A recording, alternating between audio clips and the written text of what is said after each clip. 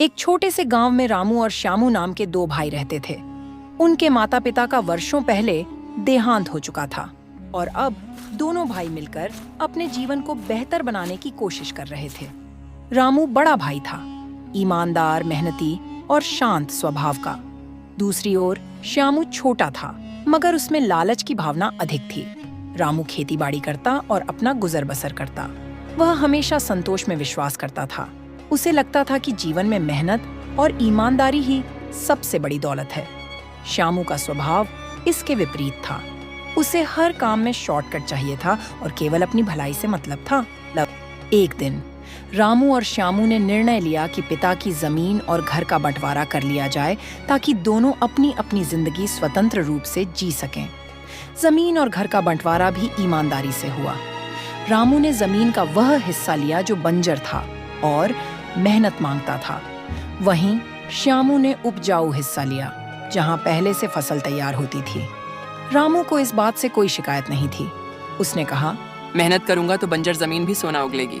लेकिन श्यामू को लगा कि उसने चालाकी से ज्यादा लाभदायक हिस्सा पा लिया है। रामू की मेहनत रामू ने अपने हिस्से की जमीन पर दिन रात मेहनत करनी शुरू की। उसने जमीन को उपजाऊ बनाने के लिए खाद डाली और फसलें बोने का काम किया। वह सुबह से शाम तक काम करता और फिर चैन की नींद सोता। धीरे धीरे उसकी बंजर जमीन लहलहाने लगी। फसलें इतनी अच्छी हुईं कि गांव में उसकी तारीफ होने लगी। दूसरी तरफ श्यामू को मेहनत से परहेज था। उसने सोचा था कि उसकी उपजाऊ जमीन बिना ज्यादा मेहनत के ही उसे फल देगी, लेकिन वह अपनी फसलों का सही देखभाल नहीं करता था। नतीजा यह हुआ कि उसकी फसलें खराब होने लगीं। श्यामू को रामू की तरक्की देखकर जलन होने लगी। वह कहा, मैंने तो उपजाऊ जमीन ली थी, फिर भी मेरी हालत खराब है। रामू की बंजर जमीन इतनी फसल कैसे दे रही है? श्यामू का लालच अब और बढ़ गया। उसने कहा, मैं रामू से उसकी जमीन भी छीन लेगा। एक दिन उसने रामू से कहा, भैया, तुम तो इतने मेहनती हो, अगर हम दोनों की जमीन मिल जाए तो सोचो कितना फायदा होगा। हम साझेदारी में काम करेंगे और लाभ को बराबर बांटेंगे। रामू को अपने भाई की बातों पर भरोसा था। उसने बिना कुछ सोचे समझे अपनी जमीन भी श्यामू को दे दी। लेकिन श्यामू ने साझेदारी के नाम पर सारा काम रामू पर छोड़ दिया और खुद आराम करता रहा। रामू फिर भी मेहनत करता रहा। फसलें पहले से भी बेहतर होने लगीं।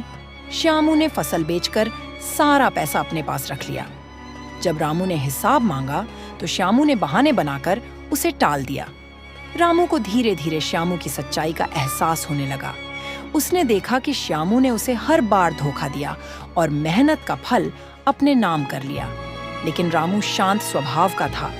उसने कहा, ईश्वर सब देख रहे हैं, समय आने पर सत्य की जीत जरूर होगी। कुछ दिनों बाद गांव में एक बड़ा मेला लगा। वहां दूर दूर से लोग आए थे। मेले में एक साधु ने घोषणा की कि वह सच और झूठ की पहचान कर सकता है। साधु ने कहा, जो व्यक्ति सच बोलेगा उसे मेरा आशीर्वाद मिलेगा और जो झूठ बोलेगा उसे दंड मिलेगा। रामू ने कहा कि यह सही समय है श्यामू की सच्चाई सबके सामने लाने का। वह श्यामू को लेकर साधु के पास गया। साधु ने दोनों भाइयों की बात सुनी। रामू ने कहा, महाराज, मैंने अपनी जमीन और मेहनत अपने भाई के साथ साझा की, लेकिन उसने मुझे धोखा दिया। श्यामू ने झूठ बोलते हुए कहा, महाराज, ये झूठ बोल रहा है। मैंने हमेशा ईमानदारी से अपना हिस्सा दिया है। साधु ने दोनों भाइयों को ध्यान से देखा और फिर अपनी दिव्य शक्ति से सच उजागर किया। जैसे ही श्यामू की सच्चाई सामने आई, वह शर्म से पानी पानी हो गया। श्यामू ने रामू से माफी मांगी और अपनी सारी गलती स्वीकार की।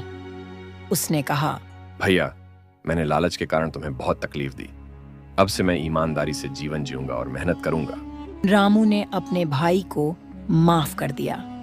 उन्होंने अपनी जमीन और काम को फिर से मिलकर संभालने का निर्णय लिया। दोनों भाई साथ रहने लगे और गांव में उनकी ईमानदारी की मिसाल दी जाने लगी।